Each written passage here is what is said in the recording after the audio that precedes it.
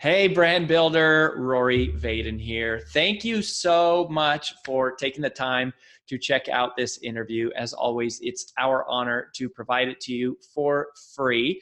And wanted to let you know there's no big sales pitch or anything coming at the end. However, if you are someone who is looking to build and monetize your personal brand, we would love to talk to you and get to know you a little bit and hear about some of your dreams and visions and share with you a little bit about what we're up to see if we might be a fit. So if you're interested in a free strategy call with someone from our team, we would love to hear from you. You can do that at brandbuildersgroup.com/podcall, brandbuildersgroup.com/podcall. We hope to talk to you soon.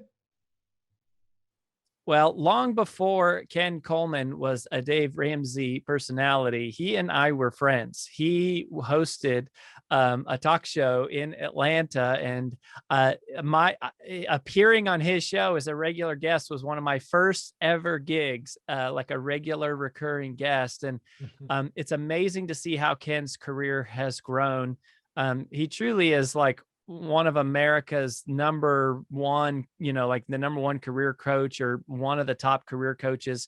He is the best-selling author of a book called The Proximity Principle.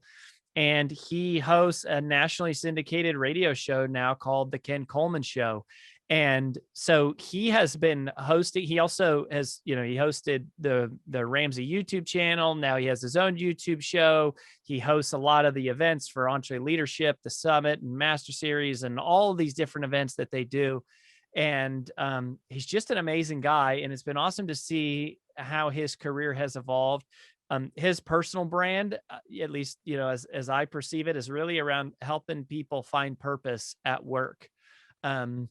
And he's got a new book coming out later this fall around seven stages for how to really do that. And anyways, I'm excited to bring Ken to the show. We haven't talked to him in a while, buddy. It's good to see you. Good to see you. I feel like you couldn't be any more of a beautiful, serene setting behind you there. Is that real? People need to know.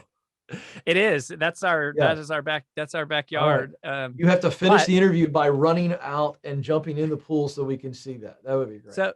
So here's the thing. So that's the backyard, but I am in the basement. So it is a picture. It is actually a picture of the backyard. Okay, I like that. And then we just put it on a green screen, so it's a little bit. I love that. It's magic of show business. I love it. It makes me feel like I'm outside because I'm seeing it behind me. Yeah. But I love it. So, buddy, can you just kind of catch us up on? I mean, I thought it would be fun to talk to you specifically. One, because we've just been friends for years, but about hosting specifically. And I know, I was with Dave a couple of weeks ago. He told me that you had the interview with George W. Bush coming up. I know that you've done thousands of interviews on some of the biggest stages in the world. And tell me about the Ken Coleman Show. Like what's going on with that? Where's it at now? Yeah, so it's very exciting. We're now approaching 80 stations in national syndication. That's just traditional talk radio. We're also on Sirius XM live each day, Monday through Friday. I lead into the Dave Ramsey Show. Of course, we podcast that each day. So we have a daily podcast. And because it is in my mind, it'll always be, I'm an old school radio guy. So to me, it's a radio show first. Now podcast has become a part of our nomenclature, in the United States for sure and around the world. And so we take that live radio show and we put it out as a podcast because it is a caller driven show. I do teach each day and give out great, personal growth content and relevant data and stuff that's in the news that affects people that are trying to work on purpose and do what they were created to do, to make the contribution that they were created to make. But we do it on YouTube as well. So we have a different format on YouTube for that YouTube audience because it's very different viewer and engagement habits there. So we're on all the platforms. But simply put, we are helping people discover what they were created to do and then come up with a plan to make that purpose in your work a reality. And it's based on this premise. We believe that every man and woman was created to fill a unique role in their work. That means that they are needed, and it means they need to do it. because somebody out there is relying on them, needs them to show up and be their best. There is a view of work, Rory, you know this. There's a view of work that is this cultural view that says that I work to live. In other words, I work to get a paycheck, and then that paycheck allows me to take care of my basic needs. If there's a little bit left over, we can make some memories with it. And so that's pretty much the dominant view of work in the world. And I'm trying to put on a different set of glasses for people and say that you live to work. Now, when some people hear that, they're like, oh, gross, right? That's workaholism. It's your identity in the wrong place. No. What that means is that you were in fact created. I just believe that. So whether you're a person of faith or not, I wouldn't argue with anybody for 2 seconds over that. But I would say that you were created to work. If I substitute the word work out and put contribute, then the yuckiness goes away and somebody goes, oh, that's right. Created to contribute. See, because the most confused person I've ever talked to on the phone or in person would say, Ken, I don't know what I want to do. I just want to help people. Right. The most confused person will say that. Why? Now, Rory, you know this. You're a student of personal growth. You understand this. We all long to make a difference. We can just say it as simply as that. So when we say created to contribute, created to work, I don't think you can separate who you are personally from who you're supposed to be professionally. Meaning, your worth is not in how much you make. Your worth is not in your accolades, but you get tremendous significance out of the contribution you make in work. So that's the overriding philosophy of the Ken Coleman Show. And so that's what we're doing. We got people that are calling in who don't know what they want to do with their life. We got people that are calling in that know what they want to do, but they don't know how to get there. We got people who call in and know what they want to do. They know how to get there, Rory, but they won't do it because they're scared to death. I get that too. Or they're held back by financial or relationship issues. And then we have people who are on the path and they're just trying to get promoted. They want to move up the ladder. They want that next rung. And so I'm their coach. Well, it starts out every phone call, I'm the counselor first, then I put on the coach hat, and then I put on the cheerleader hat. So I want to talk about that for a second, because working with callers, when I think of hosting, there's kind of two things I want to, hopefully we can get into. One is working with callers. The other is preparing for like expert interviews, so to speak. But on the working with callers, which also could be, in a live audience, you're engaging from stage with somebody out in the seats. It's a real skill set. And what's amazing about terrestrial radio, like I remember when I used to host a terrestrial radio show way back in the day, it's such a short time. Like you only have, how long is an entire segment with a guest? You don't have but a few minutes, right? Yeah, well, you're traditionally in an hour, most radio clocks, you're going to have at most an 8 to 10 minute segment. So you might have a couple of 8-minute segments, and you might have one 10-minute segment. But yeah, and then you got at most 6 minutes with somebody. You're right. I mean, you have to. That's so hard. I mean, coaching calls usually are like an hour. I mean, and you're having to do it in 6 minutes. So like, what's some of your thought process? Because, well, and here's the other thing that I'm thinking about with you, right? Like I'm going, when you're on a radio show, you're trying to listen to the caller, you're trying to get to the point, you're trying to help them, and you're also trying to make it quasi entertaining for the people who are listening in on the conversation. Like, what's going on in your head when you're working with a caller like that? Yeah, that's a really good question. And the reason that question is so good is because you can't focus on those last two things. Those last two things happen organically, which was, so you got to coach them quickly, but you also got to be quasi entertaining. So it starts with, though, you got to listen to the caller. So you said, listen to the caller, give them the advice, coach them, but also make it quasi entertaining. Right? I think that's the way you worded it. So it starts with, you got to really, really listen. And I've got the benefit of a call screener. So, you've got some of your clients who are thinking, hey, maybe I want to do a call in podcast, because what makes our show unique in the space that we're in is that I'm one of the few, if if only, that are dominated by real live calls. And by the way, not knocking anybody who does it this way, because for some of your clients, it probably would be good to have somebody call them ahead of time, get some type of a worksheet and figure out what the issue is. Then they schedule the call. To me, I think that's cheating. If you really want to grow, as a thought leader and as a content provider, put yourself on the high wire of taking calls live with no previous knowledge. So all I have when I'm taking a live call is I'll see Will from Kalamazoo, Michigan, and I'll have one line that my associate producer will kind of say, general direction of the call. Got 2 job opportunities, Wow. need help deciding. That's all I know. And so what happens is I must listen. And now I've got a call screener who coaches that caller who's nervous because it's live, right? And it's a national show. So coaches them to go, get to your question pretty quickly, be super specific. Ken will take over from there. So when they call in, you have to listen, not so much as to what they're saying, but how they're saying it. Like, so you can't just listen to the question. Hey, Ken, I got 2 job opportunities, blah, blah, blah, blah, blah, blah, blah. I need your help. You listen for their emotion. You listen for little clues. And this happens over time. You don't get this right away, but over time, you realize that basically you're getting the same 5 to 7 questions every day. Just the details are different.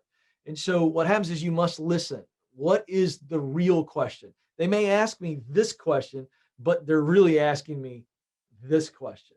Okay. So an example would be, instead of them, they're not asking me, they're really not asking me which job they should take.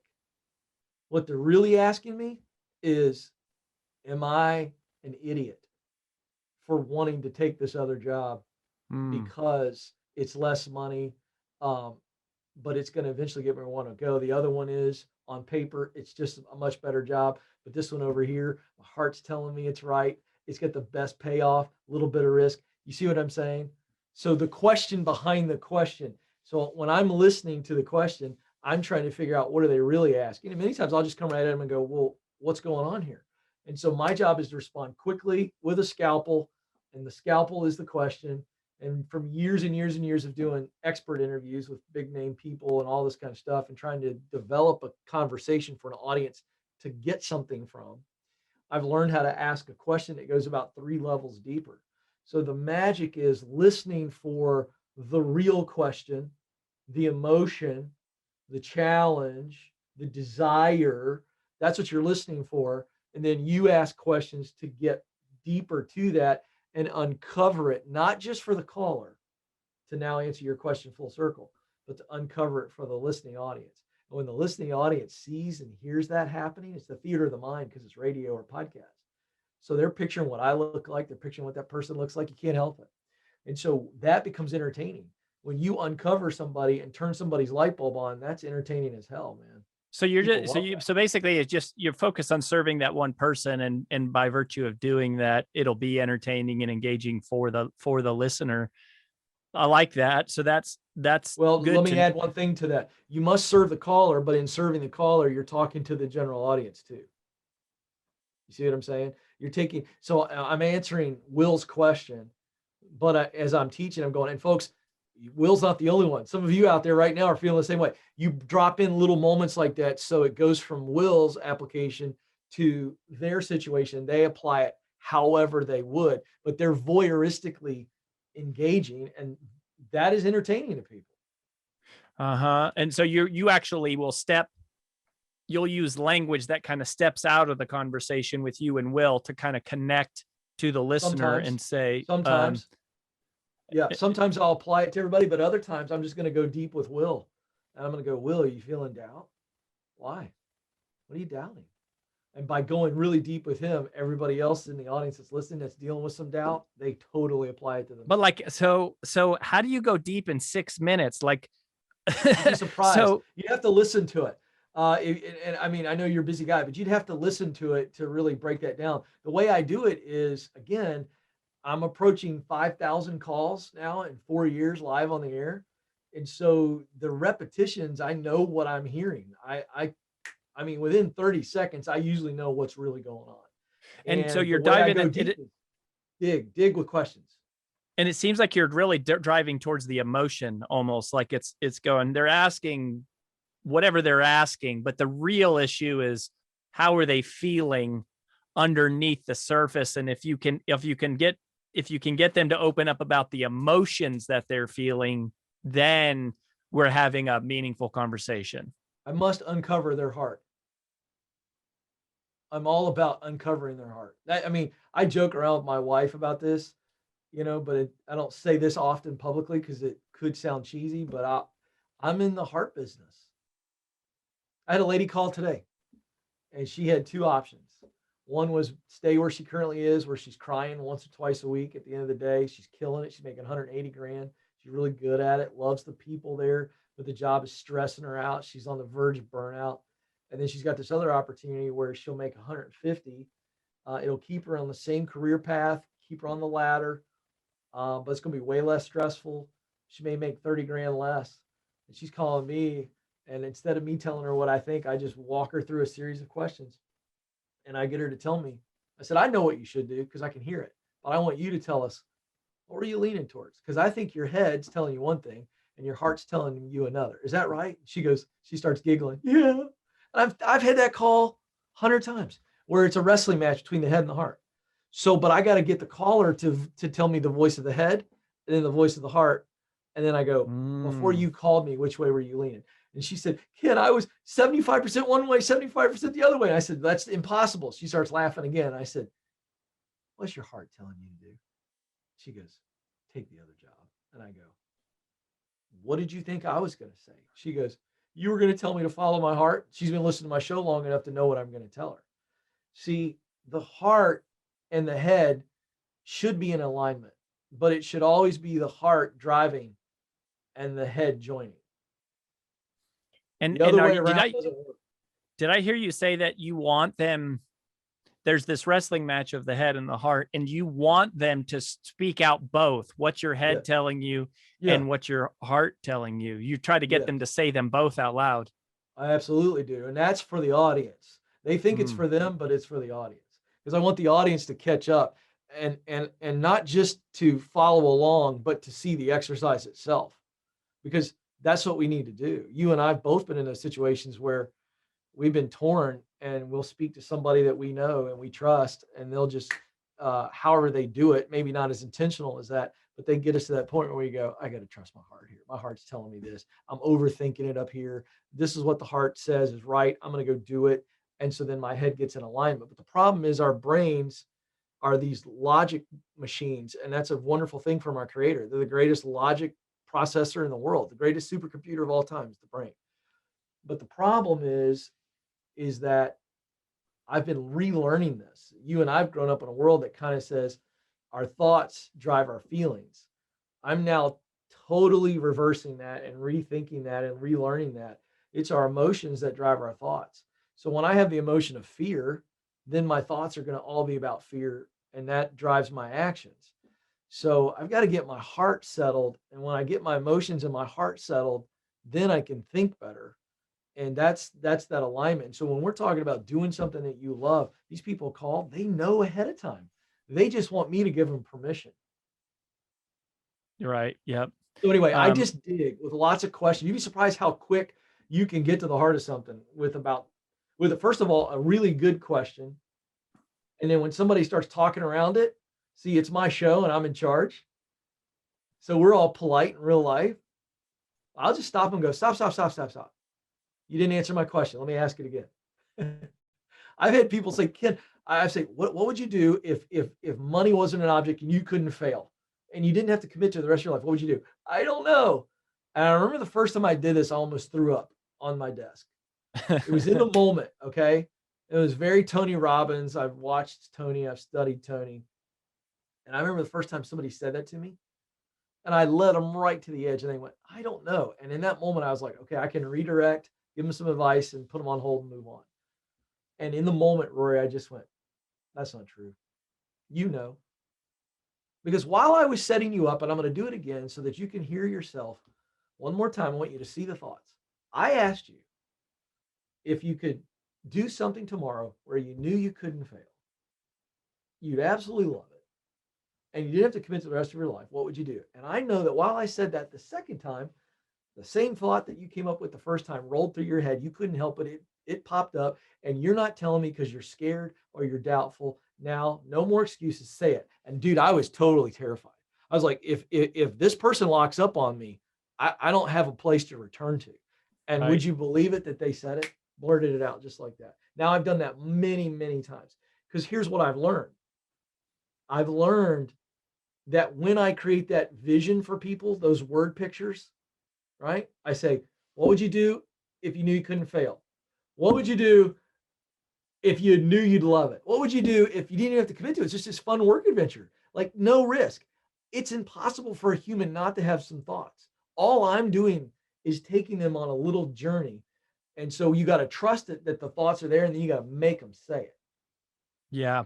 I remember when I was getting radio coaching, they used to call that the slap, where you kind of confront, you kind of 100%. confront the caller directly and kind of go, no, you're not being honest. You're like, there's something very powerful about that kind of moment of Yeah. conflict where you force them to reconcile Yes. the truth that they're, like you said, they're so afraid they can't even say it. That's It's powerful. 100%. So let's shift the conversation. That's awesome, man. I love this. So I want to shift the conversation to interviewing the expert. I mean, you got to interview George Bush. Like, it's got to be a little bit intimidating. I mean, I know. I mean, at this point, I know you've interviewed so many people, the different podcasts that you've hosted, the different radio shows and stuff. How do you prepare for an interview with, Yeah. All right. So I want to address the first thing. And when I give you, I'm going to give you all my secret sauce. All right.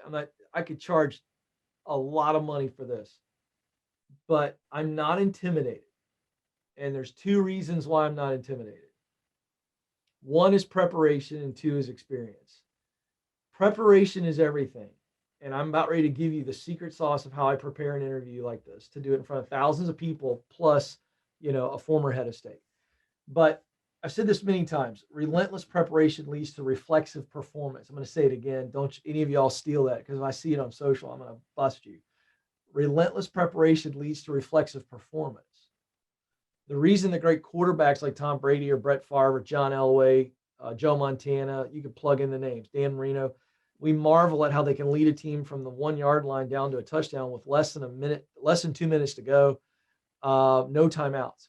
We marvel at that, except what we fail to think about is they've practiced that 2-minute drill hundreds and hundreds and hundreds of times, number one. Number two, they've watched film. They know what the other team's 2-minute defense looks like. They know their plays. They know where everybody's supposed to go. So when they're out there, they're moving on instinct. Brett Favre is not this chess player out there all of a sudden where he's out thinking everybody. No, he's instinctively reacting. He knows where his primary, secondary, third, check downs, he knows. He's done it. And he knows how to get out of bounds, the whole thing. So these guys, they're relentlessly prepared so that they can reflexively perform. There's no brain going on out there. It's just all instinct. All right, so that's the first thing. Secondly, the experience that I've had, I've done so many interviews that at this point, while I'm honored to sit across from George W. Bush or Condoleezza Rice or Mark Burnett or you name it, okay, Jim Collins, Malcolm Gladwell, whatever. Those Rory people are Vaden. way more. It's true. Rory You got Vaden. to interview Rory Vaden one time interview. for like. That's right. That's it, man. That's it. So the issue is that they're experts and they're a bigger deal than me for sure, but they're still a human being. And in that moment, for whatever reason, they've submitted to a conversation with me. So I'm in charge. So I might as well act like I'm in charge because I'm in charge. Now, how much charge I take is up to me. So I've learned that they're just a human and they're sitting there, and most of them have never been interviewed really, really well. So if you really prepare and use the process I'm about ready to unveil, then you're going to find that they're going, this is enjoyable. This dude, this gal, they came prepared. They're teeing me up. This is enjoyable. All right, so here's the process. First thing I do, there are questions that I ask before I write the interview. And writing the interview is the most important part of the interview. One of the mistakes that a lot of people make is they get up there and they have a general idea where they want to go. but they haven't really thought through the process. They haven't thought through the journey they're taking the audience on. Because remember, this isn't about you as the interviewer. Okay. Some of your clients are big brands and they've become known as interviewers. Big freaking deal. Okay. It's not about you, it's about the audience. And if you want to get praise for being an interviewer, well, you're only going to do that when you generate and produce a great conversation. So most people get into this stuff and they're kind of prepared, and then they get nervous or they get caught up in the moment. Oh my gosh, I'm talking to George W. Bush, and they get tongue tied. They don't know where to go, or he takes them one direction, and they're too busy looking at their next question because they're not prepared, and they miss a nugget that should be a rabbit trail that you go down. The best part of interviews are the parts you don't plan. But the only way you can discover that, realize it in the moment, Rory, is because you're so prepared that you can listen to the full answer. And when George W. Bush gets done, you go, oh, here's my next question. It's right there. I've already prepared. I glance at it and I go. So here's the process. First thing you do before you write the interview, you ask yourself, what does the audience want to know? That's the first question. What does the audience want to know? Think about your audience. If you have a podcast or you're at a leadership event, like I was at a leadership event, there's 3,000 leaders out there. So what does the audience want to know? They have come to this event, and what they want to know is something that'll help them lead better, right? You can just, general as you want to make it, what do they want to know? Second question is, what do they need to know? Now, this is where we get more specific. So what does the audience want to know? Well, they want to know how to be a better leader, right? How to grow their company, whatever. What do they need to know? Well, now this is where you as the interview get a chance to shape the conversation to go, they want to be a better leader. They want to grow their company. So what do they need to be able to do that, right? So if somebody comes in and they want to lose weight and they meet with a nutritionist, the nutritionist goes, okay, they want to lose weight, or they want to get, they want to lower their blood cholesterol, whatever. Well, okay, now what do they need to know to be able to achieve the want? Okay. So so you start writing these things down. Well, they need to know about leading in crisis. They need to know how to lead in collaboration. They need to know how to lead in conflict. Okay. Those are 3 separate buckets right there that I just went, oh, that's what they need to know. Well, I got a president of the United States who can speak to those things. And that leads to your third question. What can my guest, through their experience and expertise, how can they meet those 2 needs? What they want to know and what they need to know. So what does the audience want to know? What do they need to know? And then how can my guest meet those 2 needs? That's where you start. And so what that starts to do is give you themes, conflict, collaboration, crisis, whatever. So you start to get these themes. You go, okay, I'm getting some themes, and I'm just writing this stuff down on the paper. This is what I do, Rory. I'm sorry, I don't know why I keep calling you Corey. It's like I just met with a marketing guy named Corey in our building. It's a Freudian slip. So I'm writing all this down, all these topics. So once I get my bank of topics, then I say, what's the last question I want to ask? So I write the very last question first, Rory. First question I write is the last question. Why? Do you know why I do that? What do you think it is? What's the reason? I don't know. Maybe that's just what they're going to remember. Well, that's where we're ending. So, it's how you close a talk. So I want to know, where am I taking the audience? This is what most interviews never do. That's why you weren't able to answer. I put you on the spot because I don't know anybody that thinks this way, but it works for me. Because I want to know, where am I taking the audience at the end of an hour conversation with George W. Bush? Where am I taking them? Where are we going to finish? So once I know where I'm going to finish, that's the story arc. So now I go, where do I want to start? And then what's the rest of the journey look like that takes me here? Or else you're just going to have this pop-a-shot style interview where it's not connected. I like for the interview to start here and make sense organically as it gets to the end point where I'm leaving the audience. This is the final word they're going to hear from this guest. And I think that's the way you write a good interview. So I write the last question first, then I write the first question second. I'll give you some more tips on this. I always try to ask an icebreaker, very personal question that could be fun or very significant to them personally early on. The reason I like to do that is because if you really do your homework, and you dig deep and you ask them a question from their past that's very significant to them, number one, you unlock their heart in the first question. They're like, Yeah. oh, oh yeah. So the first question I asked Condoleezza Rice, okay, this is the most decorated woman arguably in U.S. history, okay, besides Vice President Harris, who's now the first female president. So, Condoleezza Rice, big time, big time.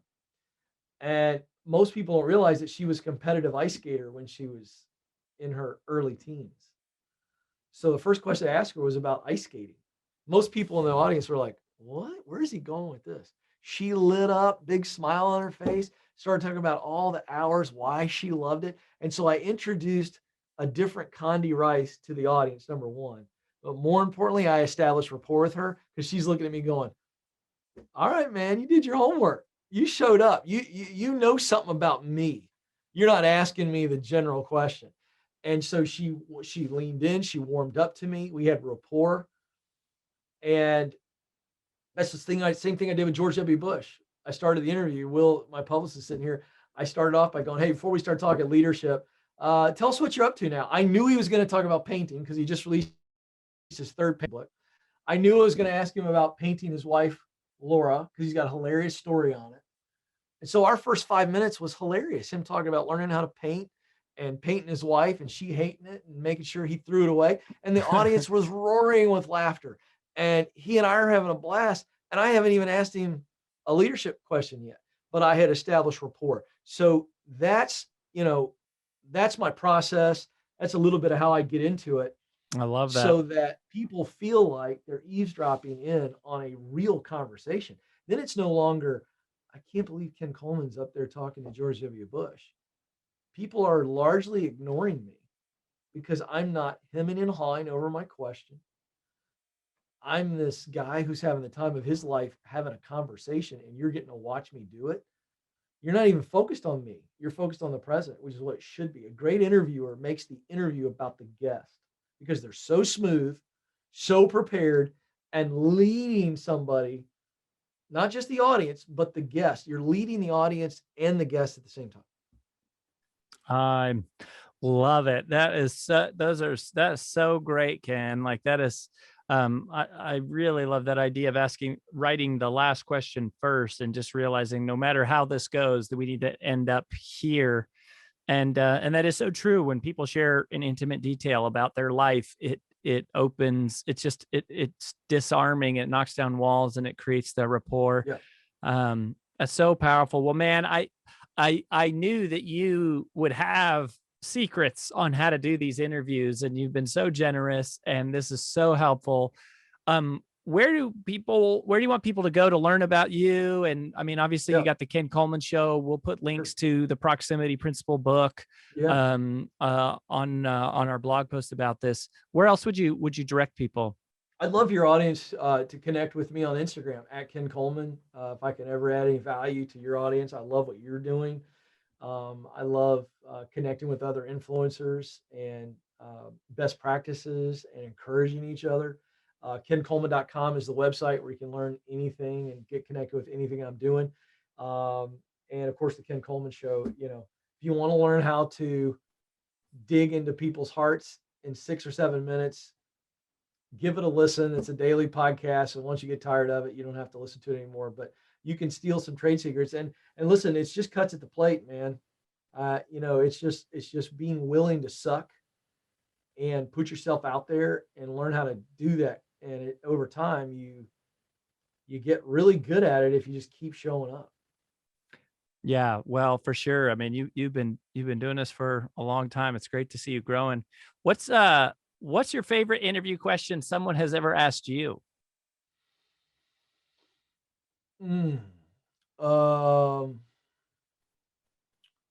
Favorite interview question someone has asked me. Man, that's a tough one. I've been interviewed a lot, and so I'm trying to think. Or do you have a favorite question that you've asked somebody? Yeah.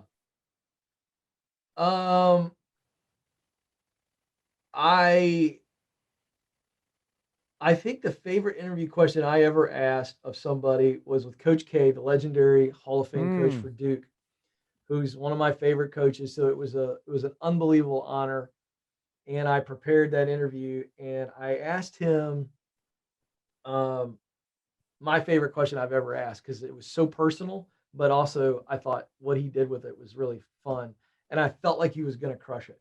I asked him how he led different point guards.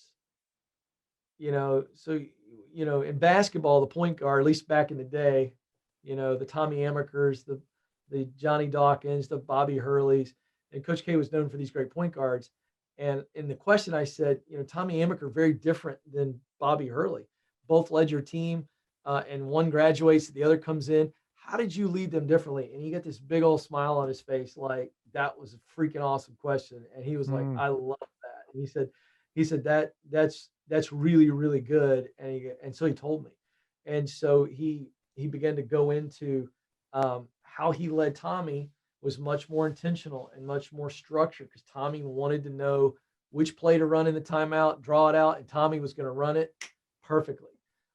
He said, I'd draw plays, but I'd make suggestions to Bobby Hurley, because Bobby Hurley was an instinctive leader. He goes, and I knew that I'd draw a play up, but if Bobby didn't see it, he'd just run his own play and make it up. And he goes, I was okay with that. And I had to learn more control, more intentionality with one leader, less hands off, allow him freedom. That's a fantastic answer. So I tell you, that was probably my favorite question.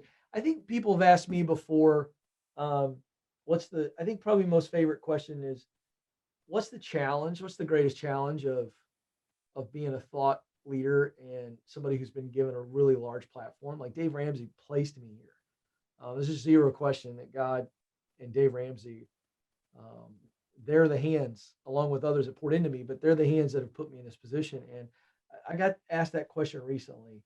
How do you handle that? And what's the greatest challenge? Because this is fun. What you and I get to do is fun, to pour into people and see their light bulbs go on every day. That's a juice that's hard to get tired of. So that was a good question. That was a really interesting, because most people don't associate challenge, personal challenges, with what we get to do. And I thought that was a really thoughtful question. Yeah. Well, I love that. And that question that you asked Coach K is such a great example where, it was not only led to a great insight, but you tapped into an intimate place for him in his life that he was like, and that's the key. That's the key. When you're interviewing somebody like Malcolm Gladwell, like, don't ask him about 10,000 hours or something he's been interviewed on 50,000 times. Ask him, what he admires most about distance runners. Does he see himself in them? Like, that's going to light Malcolm Gladwell up. The guy loves runners. He runs for his health, but he's also a geek out super fan of these long distance runners. Ask him about something that he's juiced about. And then it's game on, man. I love it. I love it. Well, Ken Coleman, one of the greatest hosts of our time, sharing his secrets right here. Stop. In full transparent disclosure. Buddy, I'm so grateful for you. You've been such an encouragement to me. Keep going. And we wish you all the best. I will, man. Appreciate you. You've always been so kind. And I got to get over there to that pool. You and I need to be in big, giant rubber ducky floats. Do it, man. See you, brother. Hey, buddy. See you. Thanks.